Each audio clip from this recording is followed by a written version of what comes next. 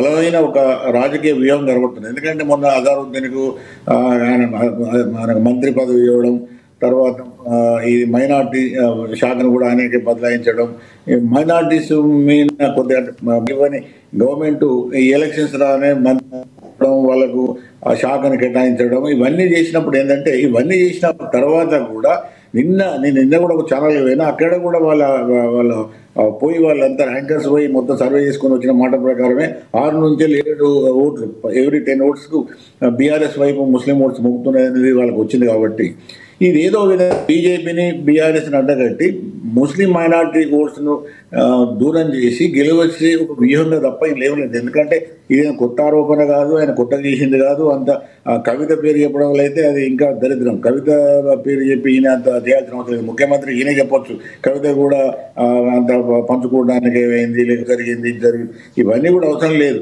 గవర్నమెంట్గా మీకు అధికారాలు ఉన్నాయి, మీ అధికారాలు వాడుకొని టీఆర్ఎస్ గవర్నమెంట్లో చేసిన కేసీఆర్ తప్పులు చేసిండా, కేటీఆర్ చేసిండా, ఫార్ములా వల్ల తప్పులు జరిగినాయా, ఇంకో దాని ఇవన్నీ ఇట్లా కూడా మీకు సరి అయినంత సరిపోయేంత అధికారం ఉన్నది. మీరు ఆ అధికారాన్ని వ్యవస్థను లీగల్ అవన్నీ కూడా మీరు అవన్నీ వాడుకొని ప్రభుత్వం ఇవి ఎవరైతే తప్పు చేసినారో తప్పు జరిగిందని మీరు నిరూపించి వాళ్ళ మీద యాక్షన్ తీసుకోవచ్చు. ఈ ప్రభుత్వానికి మీ పూర్తి మెజార్టీ ఉండేది, వాళ్ళ మీద యాక్షన్ తీసుకోమంటే కూడా అర్ధనటోళ్ళు కూడా ఇవ్వలేరు. వాళ్ళ మీద ఎందుకు యాక్షన్ తీసుకుంటారు? వాళ్ళు ఏం తప్పు చేసి వాళ్ళు అదే బీఆర్ఎస్ ఏం మాట్లాడినా కూడా ప్రజలు యాక్షన్ తీసుకుంటే మీకు ఈ కాళేశ్వరంలో ఈ తప్పు జరిగింది, లేకపోతే ఫార్ములా వల్ల ఈ తప్పు జరిగింది, ఇంకో దాని ఇవన్నీ చెప్పి వాళ్ళు నిర్ణయం తీసుకొని దాని ప్రకారం వాళ్ళు ముందుకు పోవచ్చు. దాని మీద తప్పు లేదు, దాని మీద కూడా కేసులు పెట్టచ్చు.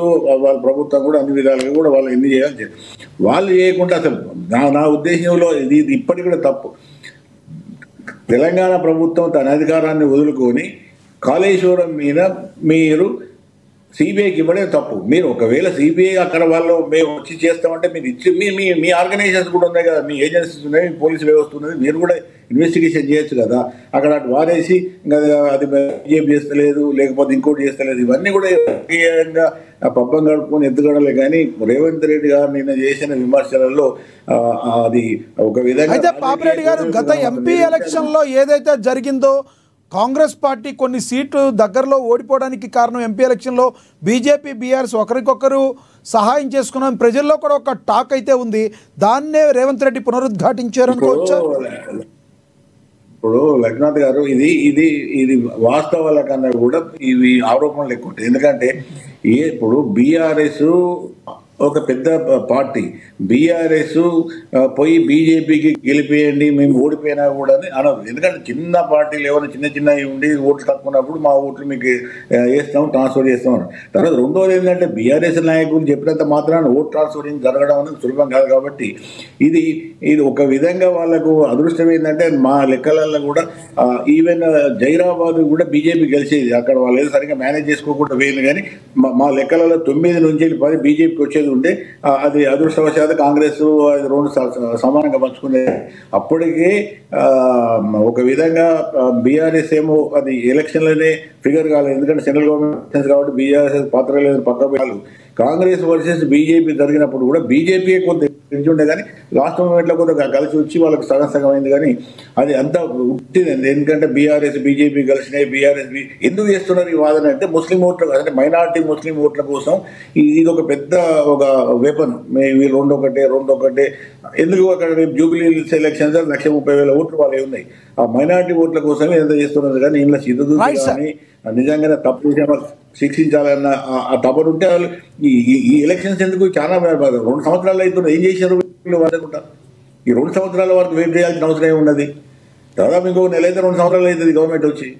ఇప్పుడు ఎలక్షన్స్ వచ్చినాయి కాబట్టి మాట్లాడుతున్నారు, ఎలక్షన్ తర్వాత ఇంకోటి మాట్లాడుతారు. ఇప్పటికైనా చేయమన్నారు. 11th నాడు ఏదో డెడ్ లైన్ పెట్టారు, లేకపోతే చేయండి, కేటీఆర్ అనేది చేయండి, లేదు కేసీఆర్ చేయండి, ఎవరికి దాంట్లో అదంటూ లేదు కదా.